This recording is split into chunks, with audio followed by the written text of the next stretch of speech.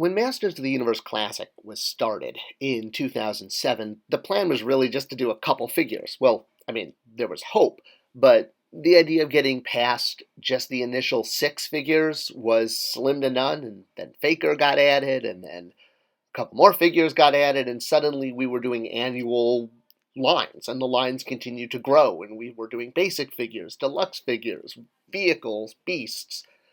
The line was getting big, bigger than we ever actually imagined. It was not meant to be the backbone of Matty Collector. Justice League was. We thought that was going to be the sales volume for the line. But if there was one SKU that fans wanted more and more, was for us to do a Castle Grayskull for Masters of the Universe Classics. And believe me, I was the last person to say no. I mean, I would have done it at the, snap of an Infinity Gauntlet, but I didn't control the purse strings. So let's look a little bit at the history of why fans wanted this so badly. Well, obviously, if you were a child of the 80s, or if you have ever seen this image before, you're looking at the original Castle Grayskull. It was more than just the centerpiece of the line, and for a lot of kids, their collection. It was actually originally intended to be the MacGuffin of the entire play pattern. There was a whole concept of He-Man and Skeletor, each having to find half the sword, and, well, you can check it out in the video I did here, but whoever controlled Castle Grayskull controlled the universe. And it became so important that every line that's been at retail, at least every MOTU line, has pretty much included a Castle Grayskull playset as part of the retail line. And anyone who knows that they've tried to build a castle knows it's really expensive. And MOTU at the time of Classics was, well, pretty much a finely aged brand that was available to a select few, meaning those who remembered it from their childhood. It was not a brand at retail. In fact, the latest retail launch had not done well and not met expectations and went quietly into the night. So, to get MOTU big again, it really was going to take a retail line. Classics was just there for the collectors, it was there to keep the heartbeat alive, and that was great. But investing the money for a castle SKU? So looking back at why the castle was included in the line originally, it wasn't just about the storyline, but it was about the planogram. And MOTU in many ways was the birth of this. Basic figures, vehicles, and a castle playset. While there have been many toy lines that have followed this type of pattern with figures, vehicles, and playsets, Mego had done it, MOTU was the first one to deliberately create it this way. And while, yes, sometimes the large item like the castle gets put on the top shelf, a number of accidents have now made it mandatory that the big items, the expensive items, are on the bottom shelf. Nobody wants that falling on Junior's head. And if you look at MOTU and the way it was planogrammed in the 80s, it's a piece of art. For me, as a toy maker, this is like looking at the Mona Lisa. This is just, wow, perfection. Look at that. Price point, it just works. And you see this in modern lines. You see how much what MOTU established has been replicated by, not just modern MOTU lines that are at retail, but almost every toy brand now planograms this way, based on the way MOTU naturally played into the way children fantasy play with figures, and then a figure with a vehicle or a horse, and then a castle, a dollhouse, etc. Giant items on bottom shelf. It makes a perfect, awesome brand. And what's better than that? Well, you have to have content and you have to be big in culture. And that was what Classics didn't have. In 1987, when the MOTU live-action movie came out, while it fulfilled every young child's dream of seeing He-Man in a whip fight with a character they've never seen before, well, yeah, it pretty much put the brand in hibernation for quite a while. There were multiple attempts to reinvigorate it, New Adventures, 2000X. None of them really hit the button with retail, and then it got brought up that maybe it would make a great movie. And for years, and I don't mean just a few, I mean decades, MOTU has bounced back and forth between different studios, Warner Brothers, Sony, different attempts to relaunch the property in a live-action, awesome, cool, pop culture mass way. I believe the latest is with Netflix. So, again, I'm always hoping to see this, but I was there riding the tidal wave, noting that it's very difficult for a lot of reasons, and you can check out the video I did. I'll give myself a free plug there. I'll link it at the end of this video so you can see it. All right, so aside from the struggle to get MOTU to theaters, the idea for Classics, always from day one, was to get it to retail. And we knew that had to tie it into a movie release, which is why I was always saying in a movie year. So let me look at, or rather, let's use an example of Green Lantern. This was a movie line that I brand managed. So it was designed for retail, with basic figures, figure plussed up, figure vehicle, and big box item on the bottom. So the idea was, well, actually, not the idea, but what we did successfully do was we had about 4 or 5 feet of movie product, and then there was 1 foot, 1 strip next to it of what I called collector product, meaning it was classic, not related to the movie.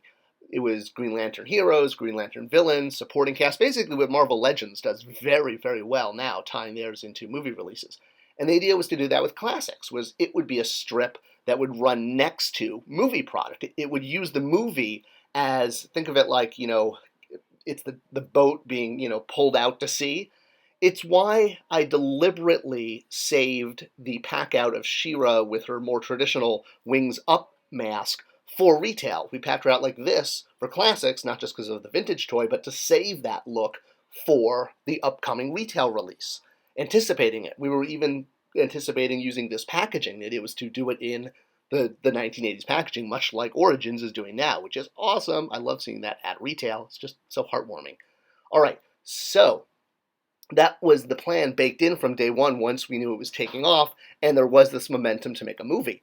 But suddenly the scripts were coming in, and some of them I actually got invited to participate in reading and giving feedback, and that was really amazing, but they just never took off. It just kept getting delayed, bouncing between studios, bouncing between directors, and the idea of tying MOTU into a mass release at retail in order to get the tooling to do a Castle Grayskull on the bottom shelf, well, we could no longer wait for a wizard. We'd been waiting for that movie for years and years, and it just wasn't happening.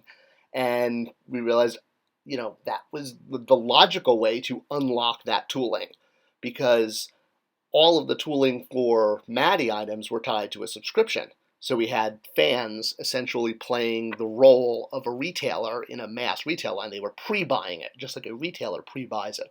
That's what unlocks production, unlocks the tooling. So we knew that we were going to need a major retail release in order to unlock the tooling.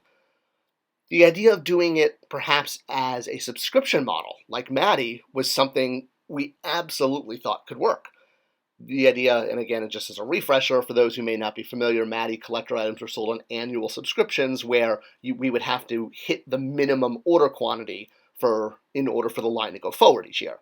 So the idea was, could we just do this with Castle Grayskull? And we made a presentation to management with this and said, hey, we've successfully sold all these different brands using the subscription model. We could just, here's the financials. We gave the giant financial analysis, and everything, made sense. There was a very high tooling cost. In fact, it was probably a damn outrageous tooling cost, especially for an online collector line. But we showed that it could generate the same operating profit, the same margins as a retail line. And we had high hopes. Management came back. I award you no points, and may God have mercy on your soul. And unfortunately, the analysis was it just couldn't make sense. I mean, yes, we could make the money, but there was a lot of work involved, a lot of bandwidth. And the decision was, for the marketing price, for what could possibly go wrong if it doesn't go forward, the squeeze wasn't worth the juice. And honestly, I understood where they were coming from. You've got to protect the brand first and foremost, and you don't want something like that to be a stain. But MOTU fans in general are very, very much like Galaxy Quest fans, and I was no exception. And so were the Horsemen, and so was Bill Beneke, and all of us working on the brand. So we did have to put the idea back into hibernation and hope that we could find some way of bringing it out and kind of wait it out till circumstances changed. And surprisingly, they did, and they came in the form of a hoverboard, which, hey, if you told me the hoverboard was going to make Castle Grayskull possible, I would have laughed at you. Well, no, I would never laugh at you. So the Maddie Collector hoverboard was a one-off item we did with Universal, where Mattel was allowed to produce a prop replica of the hoverboard in the movie, which had a Mattel logo in the movie, an unlicensed Mattel logo that actually had 80 circles around it, or 80 spikes, not the correct 65. Anyway, It was one of the SKUs I'm most proud working on, especially because I got the word Bojo on a box, which that was amazing. I think that I checked that off the bucket list. And it had its ups and downs, but it got to market and it did well in the sense that we sold out. And from a Mattel perspective, that is an absolute victory. Okay, I know what you're saying. Where the heck am I going with this, and why am I talking about a hoverboard? Well, the hoverboard doing well sort of became a kind of a ping pong ball through the system because at the time, current upper management was very focused on SKU to sale relationship. How much revenue does a sort of single Barbie doll bring in as a generalization? And on a spreadsheet like this, looking at SKU to revenue, well, the hoverboard was extremely high. It was an outlier because it was one SKU and it brought in a huge amount of money for one SKU. Not realizing how much, there was a lot more work put into it than a Barbie doll, but that's not important. On paper, it looked really good. And we were able to ride this because management came to us and said, all right, we like this. What else can you do as one SKU that will do really, really well?